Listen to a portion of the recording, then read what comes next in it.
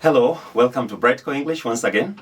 In this channel, I'll be taking you through the aspects of the English language, that is the grammar, vocabulary, and even the sentence structure, so that can help you become a fluent and a confident speaker of the English language, and especially if this language is your second one after your mother tongue. Okay, my name is Silas Brightco. Now, in the previous episodes about the nouns, I've taken you through what noun is all about. I've taken you through about the categories, and also we were looking at the countable and the uncountable nouns. So we finished the countable nouns, and in this episode here, I want us to concentrate now on the plurals of the uncountable nouns, okay? So if you are new to this channel, remember to subscribe, like, and also share with your friends.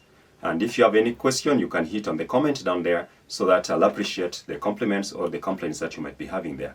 Now, let's get back going onto the plurals of the uncountable nouns. So just as I said previously that the uncountable nouns, these are those names, the names of things that you cannot count physically. But of course they must be there to express their quantity or their capacity. And that's why they also must be expressed. There must be a way in which their plural forms can be expressed. So of course you cannot say that you count them physically. For example, you say, give me one water, give me two waters, okay? So that's not it. So let us look at some examples of some of these nouns which are uncountable. I gave you example, for instance, you talk of water, talk of even soil, talk of the milk, things which cannot be counted. Although in some technical English you find that we can put the plurals. For example, like in other domains or in other disciplines, like in the geography, you can be talking about the waters of the Indian Oceans, okay? You can talk of the waters of Lake Victoria. But that is only in that technical English, not grammatical, to count them.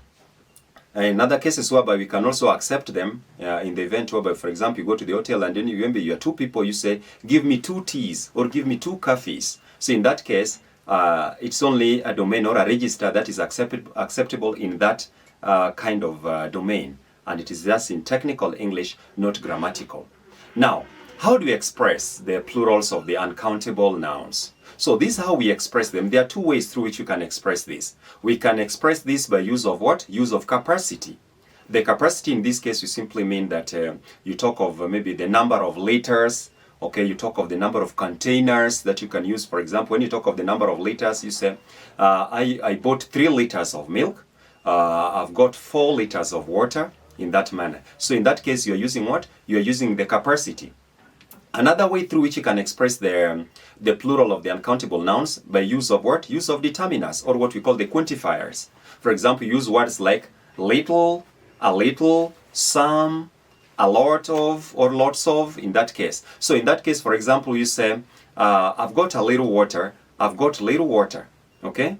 But of course, there is also a way, though we look at it in our next episodes, how we can apply the determiners and the differences that they can bring about in a sentence. But let us look at these sentences. For example, we consider them so that you can see how we can use these capacities and the determiners to express the what? To express the plurals of these uncountable nouns. Now, let us go step by step in these sentences. For example, number 1, Jane bought only 2 liters of juice. Jane bought only 2 liters of juice. So you can see in that case, you can see we are using the word 2 liters. But you cannot say Jane bought 2 juices, because juice is uncountable. So we are using the capacity in that case. So he bought 2 liters of juice. Okay, the second one you can say, take only 5 pails. Take only 5 pails of water. Take only 5 pails of water. Maybe in the case where there is water rationing, and therefore your friend asks you to help with the water, so you can say, help me with 2 pails of water, or maybe 2 cups of water, okay? In another one that you can say, maybe put 2 spoonfuls of sugar, because sugar you cannot count. Give me 3 sugars, give me whatever, no. So you can talk of spoonful, or you talk of maybe capacity like kilograms, okay? So that's how we go about it. So you can even say, there is little water in the tank. There is little water in the tank, or there is a little water in the tank.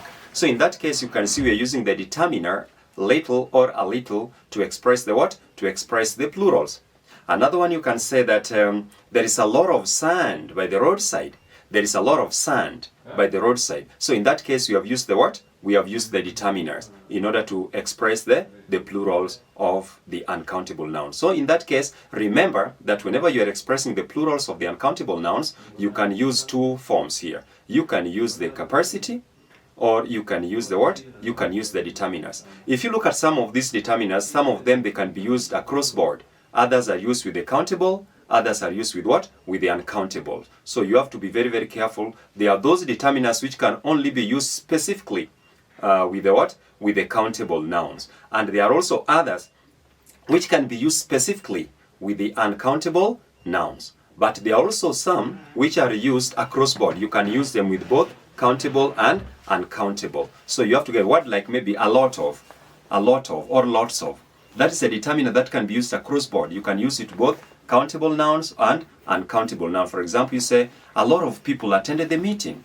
Okay, a lot of people attended the meeting. So that is countable because you're talking about people. You can count them. And then at the same time, you can use the same determiner to express the what? The plurals of the uncountable. Like you said, we have a lot of water. Okay, when it rained, there was a lot of water under the bridge. So in that case, you find that that's how it's supposed to go. So the next thing that I want us to look at here is what we call another aspect of noun, which we call noun in apposition. Noun in apposition. Noun in apposition here, let's look at the word. It comes from the word to oppose. To oppose simply means to put next to or to put closer. Okay? Noun in apposition in this case now means the use of another noun next to another in the intention of describing the first one. So when we say that to be in a position simply means to be nearer or to be close to. So when you take one noun and you put it next to another noun with the intention of describing it, we say that the second noun is in apposition. Okay? For example, when you say a word like, a good example, Njoroge, our captain, defeated them in the contest. Njoroge, our captain, defeated them in the contest. So in this case, you find that we are talking about the noun here is Njoroge, and then we have the next noun here, which is our captain, the captain. So in this case here, the second noun, which is captain, we say it is in apposition because it is placed next to the main noun Njoroge in order to describe it. So which Njoroge are we talking about? Njoroge, the captain. If you are referring to me, for instance, as the English consultant, you say, Silas, the English consultant, has given us a lot of tasks. So in that case, which Silas are you referring to? You are referring to Silas, who is the what? The English consultant. So in that case, Silas is the noun, and then the second, the consultant in this case here, now becomes the noun in apposition.